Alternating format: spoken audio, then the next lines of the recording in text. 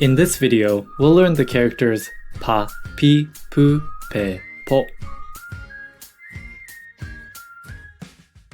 Before we begin, let's talk about the handakuten. The handakuten is a marking that looks like a small circle on the top right corner of a character. There are only 5 characters with a handakuten variation: ha, hi, hu, he, ho, which becomes pa, pi, pu, pe, po. To review, what is this character? Ha. Ha with a handakuten is pronounced pa. Pa.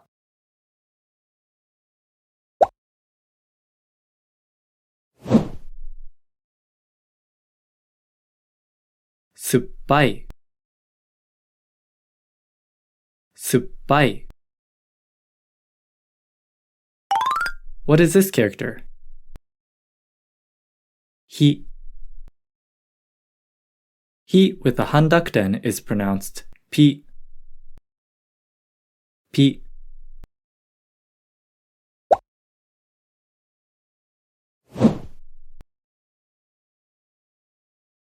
Ippiki.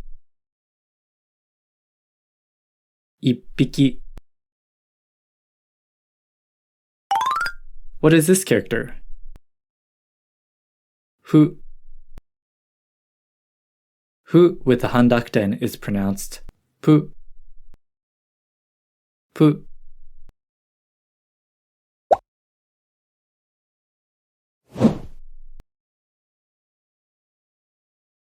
Kippu. Kippu. What is this character? He. He with a handakuten is pronounced pe. Pe.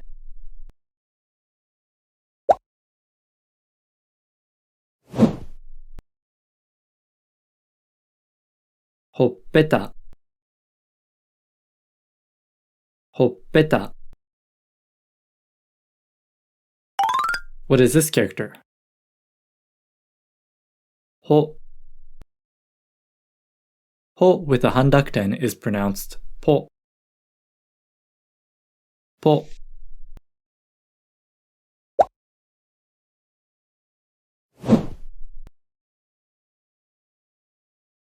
Shippo. Shippo. We learned the characters pa, pi, pu, pe, po. In the next lesson, we'll go over the characters ma, mi, mu, me, mo.